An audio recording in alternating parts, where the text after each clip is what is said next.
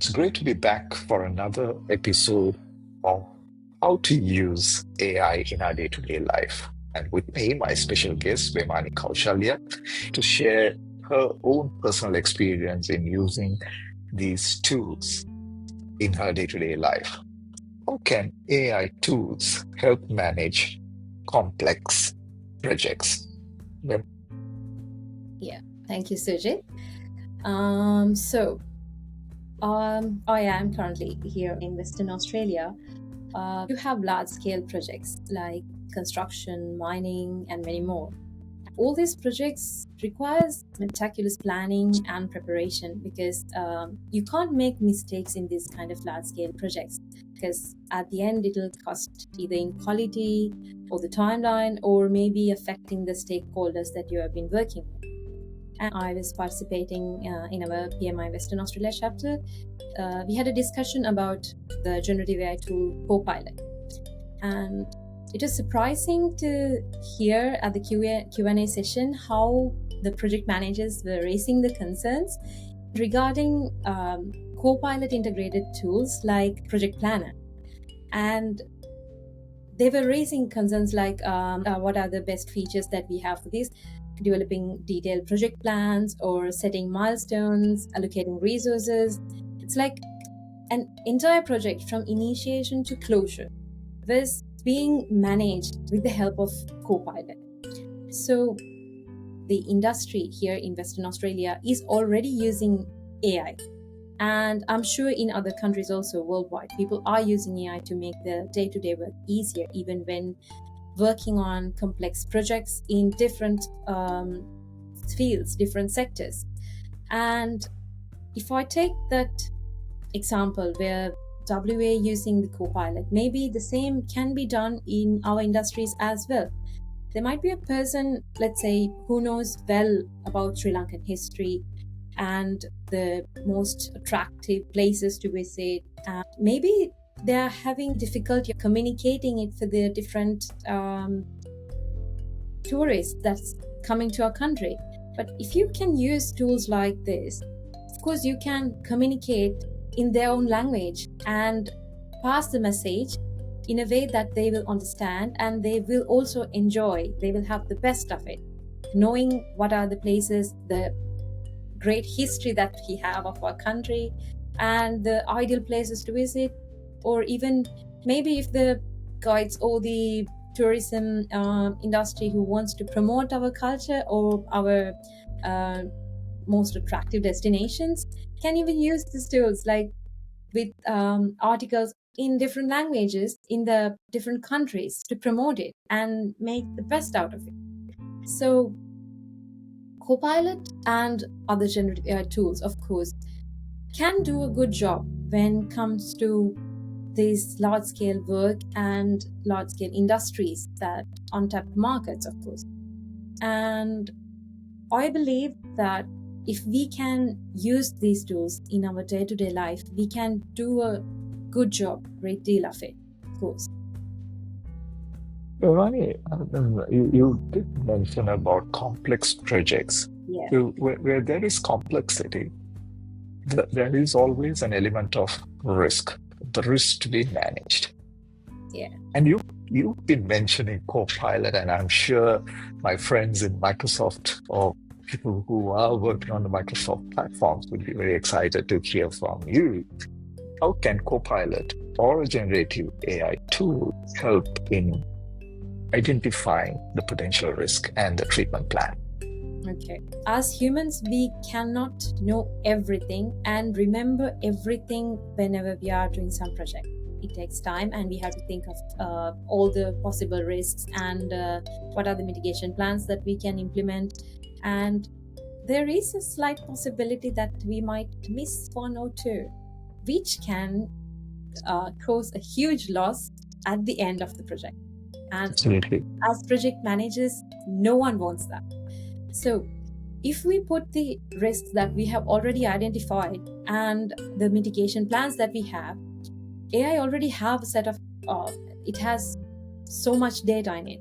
And if you feed this information and ask it to identify potential risks and provide tools that can be used to mitigate this, of course, it will identify the ones which you have not tracked or the ones which you have not mentioned.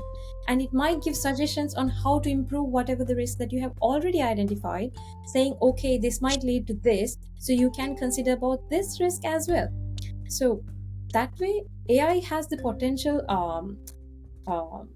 feature where it can identify the risk, provide the tools to assess and mitigate them in an interesting way. It is getting all these data points and providing the insights and forecast for your project. So it is really important that if you can use these kind of tools, because at the end of the day, you want to deliver a high quality product or a project and do your best as a project manager. So in my point of view, it's really important that we make use of these kind of tools. Absolutely. And you made a very interesting point that it helps you to uncover or discover risks which you may have not identified as part of your planning process. Can this tool help track and report certain activities? Yes, of course. Copilot has the feature, the project planner and all the other tools that are integrated with the other Microsoft products.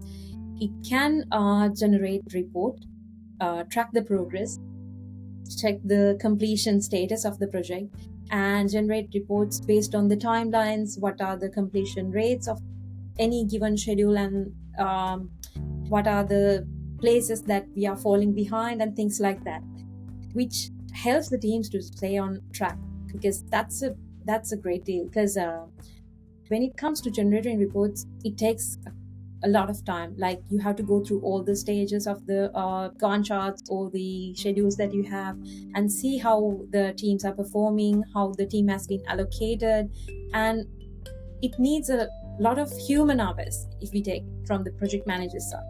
But using tools like Copilot, it helps you generate all these kind of reports based on what you have done so far, the completion rate of your given task, or are you on track with the timeline, or how much work is left to be done. All these things can now be generated using Copilot, and that's a huge lifesaver because it helps you to do more work and within a less time, and you can use that time for a more valuable task. Of course, it's true that whatever it gives, you have to validate. And the way I see it is, if you do not have the expertise or the knowledge in that area, you can't do it. I mean, it'll be just like you are asking someone a question which you have no idea of and expecting that person would give the answer that you're expecting, but it might not. And you might not know if it's right or wrong because you do not know the background of it. So you will have to simply take the word for it. It shouldn't be like that. So you have to validate. You have to have the background knowledge of it and how to use it. And to do that, you have to use it and see to validate it, right? I mean, without using it, you do not know even to say whether it's giving right or wrong answers. So that's very interesting. I mean, what I'm hearing from you in this conversation we had in the previous episode and in this episode, you are emphasizing the importance of domain knowledge, the expertise. Exactly. What I'm also hearing is that these tools are a lifesaver, in your own words, right? Yes. Where it will help enhance your work, produce quality work, reduce time, and deliver more. Right? So at the end of the day, you would have a wide range of satisfied customers. And in my mind, I would say that's the beauty of Yeah. assistant. Right? It's going to be an assistant. Yes. And to add something to that, Sujit, of course, as project managers, this is one of the concerns that's there in the industry, that as per the discussions that we were having, sometimes the project managers get piled up with the projects that they have to do. And there are in every project manager, they have certain set of expertise in certain industries, because it's not like you just become a project manager. It's a step-by-step process where you have to start from somewhere small, like you might be having expertise in engineering, you might be having expertise in construction or mining. So once you get to the top layer, as a project manager of that specific project in the industry, you get piled up with so many projects at the same time, and you will have to work on multiple projects, multitasking, like generating all these reports, making decisions, and of course dealing with the stakeholders. But just think, this is because there was one project manager raising this concern, like he was having this expertise in engineering side, and he would always love to take engineering related projects because that's his favorite area. But whenever if he's piled up with so many projects, he can't take another one because he's already having so much in the plate. This is where tools like Copilot comes into play. You can use Copilot to generate these so-called reports, maybe make the risk registry, risk plans, and prepare the schedules, allocate resources and everything. And end of the day, you have more time to take the ones that you like to do in a less stressful way and in a very efficient way. Or else, if you are so busy and you packed with work, if you use the AI to get this work done easily, you have time to cut, to take a break, and have some time to relax yourself because you've been working tirelessly throughout the day. That is the beauty of AI, of course. Absolutely. Thank you, Vemani, for sharing those thoughts and your experience.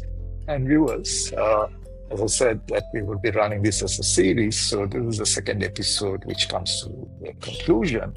And the next episode, we're going to talk more on research and academics. How can AI be used to do your research and your academic work? So stay tuned and look out for our next episode. Thank you so much. Sujit.